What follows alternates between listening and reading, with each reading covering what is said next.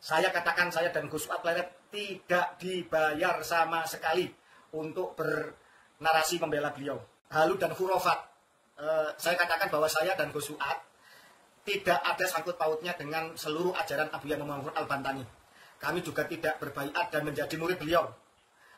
Terkait mengenai masalah tudingan bahwa beliau sesat, misalkan bisa ngomong sama semut dan lain sebagainya, sudah saya jawab dan saya bela bahwa itu prank nasional dari beliau untuk agar isu masalah nasab Habib Alwi ini menjadi isu yang viral dan bisa dikenal, dikonsumsi semua pihak. Beliau mengorbankan dirinya menjadi tumbal bagi Nusantara. Itu. Terkait kemudian punya persepsi lain atau ingin menguji apa benar beliau bisa ngomong sama semut, sama jin, sama malaikat, atau mungkar nakir, cukup dijawab gufron dan lain sebagainya, monggo dibuktikan sendiri.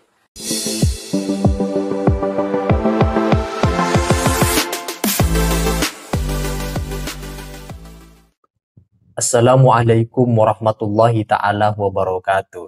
Viralnya video Mama Ghufron beberapa bulan terakhir ini yang katanya bisa berbicara dengan hewan, bisa berbicara dengan angin, malaikat, dan makhluk ciptaan Tuhan lainnya.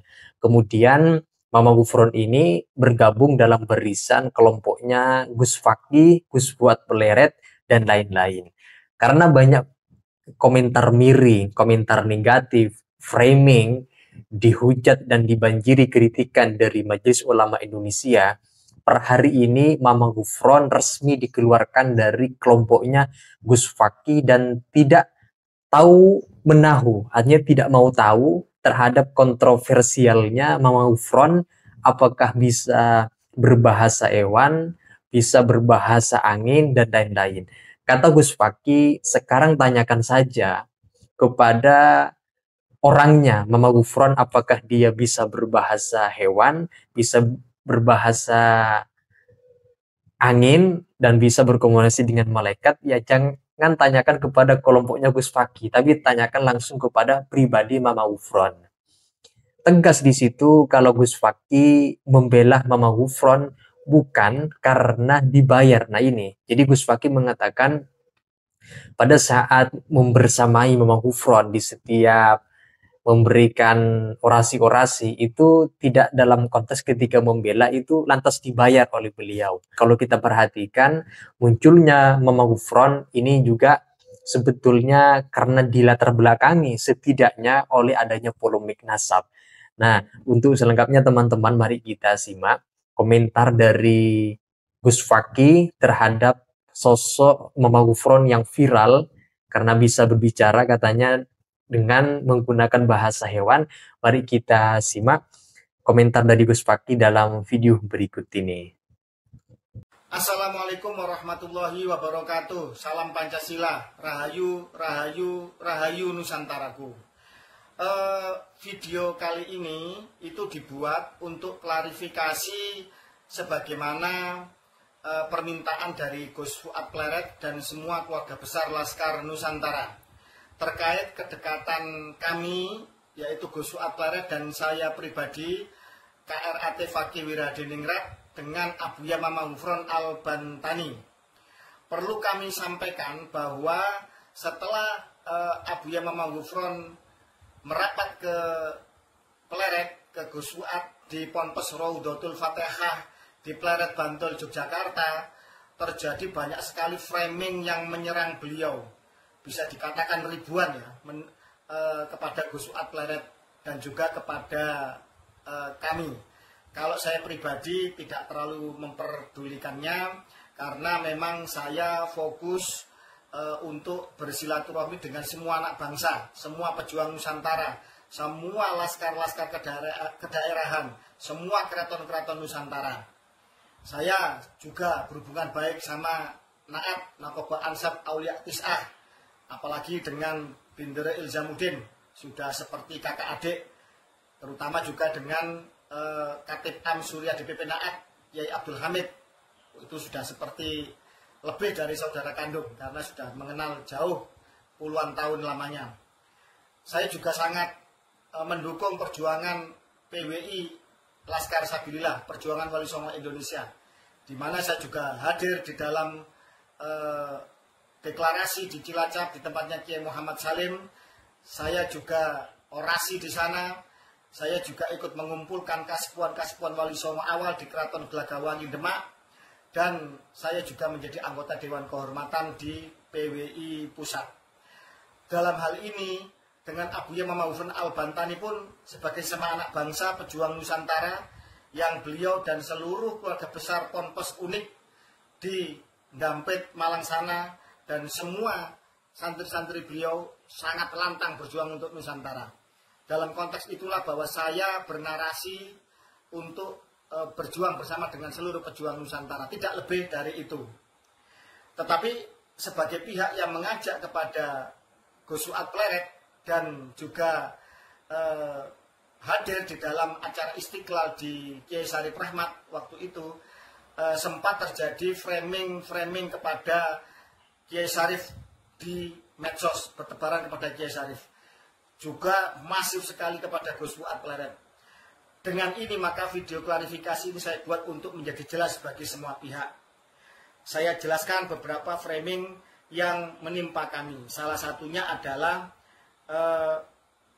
bahwa kita dibayar agar Abuya Mama Ghufron yang kemarin seolah-olah tersudut, hancur lebur, bahkan MUI juga ikut turun, TV nasional, TV One juga ikut turun untuk mencoba membongkar atau menginvestigasi atau menuding beliau sebagai orang sesat, itu agar bersih dari tudingan-tudingan tersebut. Saya katakan, saya dan Gus Fuad Pleret tidak dibayar sama sekali untuk bernarasi membela beliau.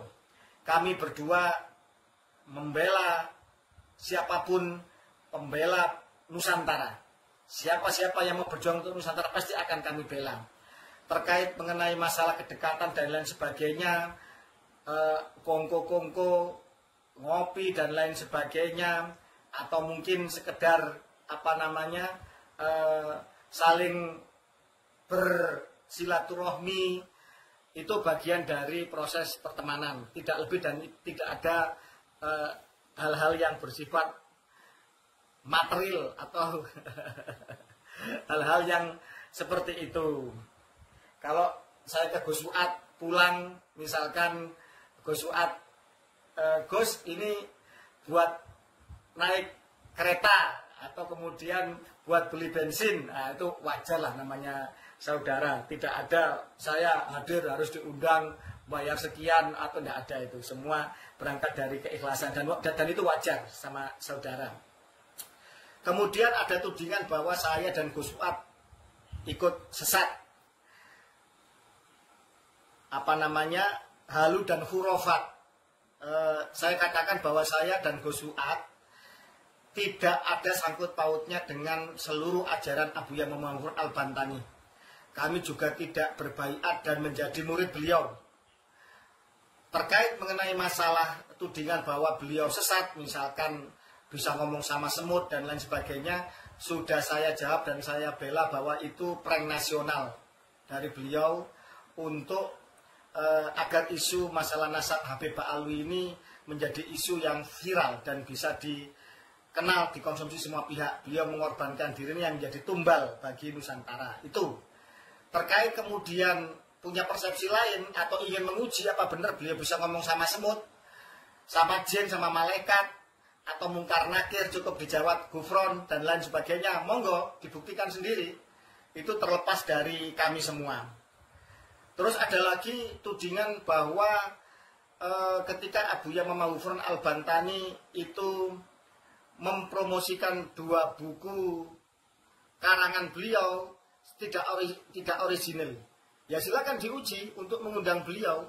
Apakah kompetensi beliau itu memang tertuang dan terwakili oleh 2 buku yang beliau susun itu, termasuk juga framing atau tudingan bahwa beliau bohong atau tidak benar, diragukan, menulis 500 kitab misalkan berbahasa Suryani.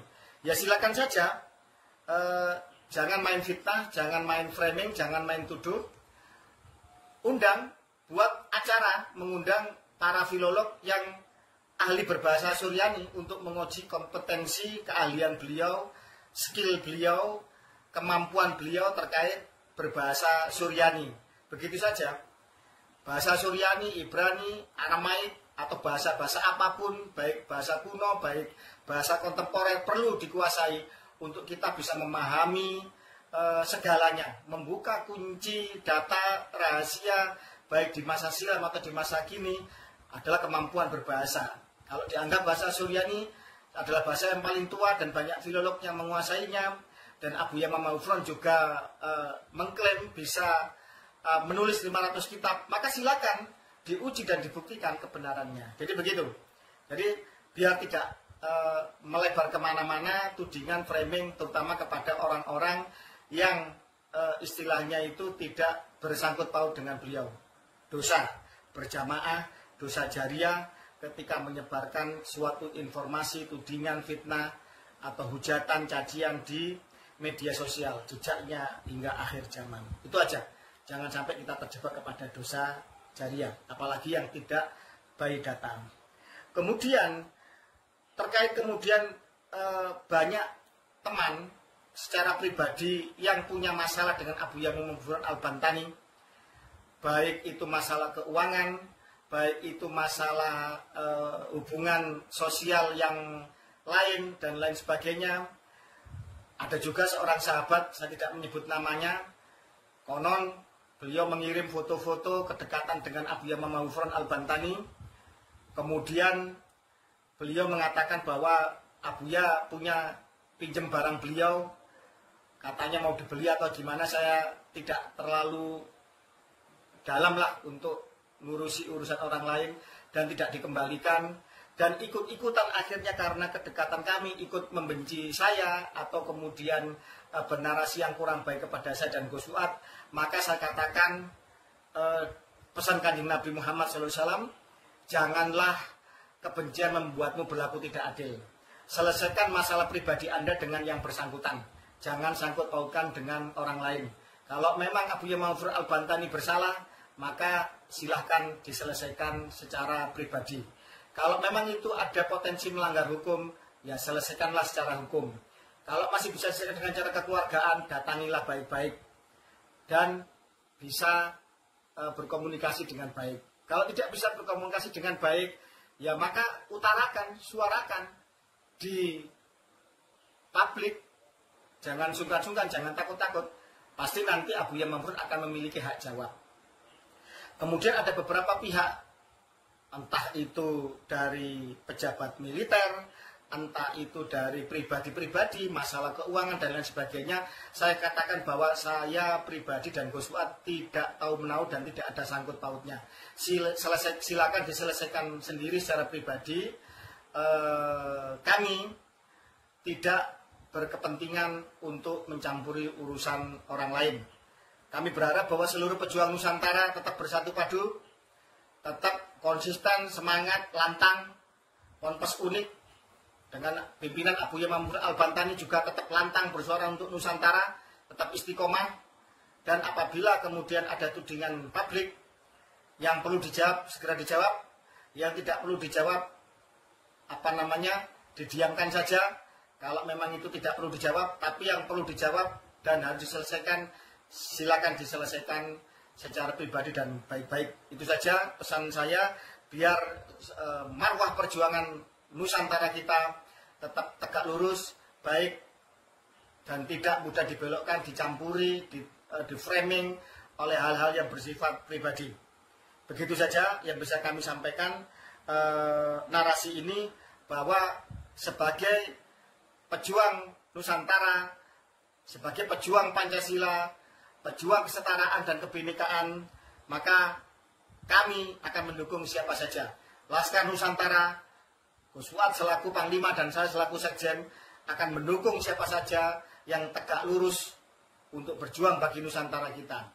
Terutama dari usaha-usaha pembelokan sejarah bangsa, mereka-mereka yang ingin mencoreng, memalsukan marwah leluhur Nusantara, apalagi sampai berani memalsukan makam, apalagi sampai berani kemudian merendahkan simbol-simbol bangsa, mengklaim sejarah bangsa, sampai kemudian menghina tokoh-tokoh bangsa, maka itu adalah suatu kejahatan yang harus dilawan oleh seluruh anak bangsa.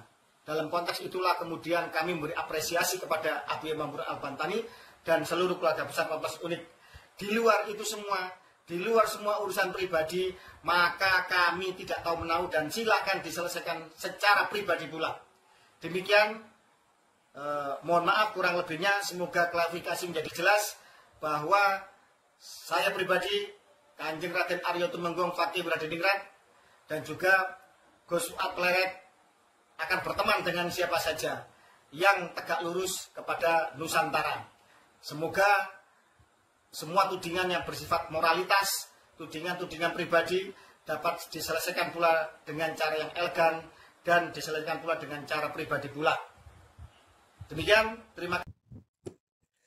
Kalau kita perhatikan teman-teman, di media sosial beberapa bulan terakhir memang sangat dihebohkan dengan video-video Mama Gufron yang katanya bisa berbicara dengan hewan, dengan angin, dengan makhluk-makhluk yang ada di langit, dan sebagainya. Pokoknya sesuatu yang tidak bisa dijangkau oleh manusia normal.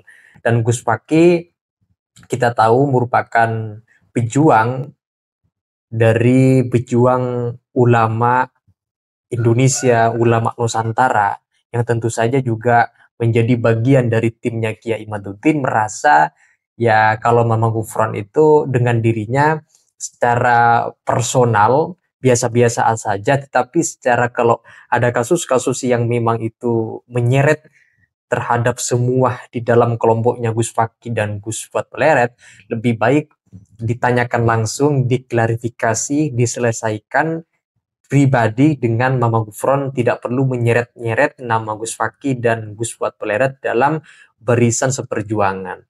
Itu saja teman-teman, silakan kalau ingin mengomentari terkait dengan penjelasan klarifikasi dari Gus Fakih yang mengomentari tentang Mama Gufron, silakan tulis pendapat-pendapat kalian di kolom komentar. Sekian dari saya. Wassalamualaikum warahmatullahi wabarakatuh.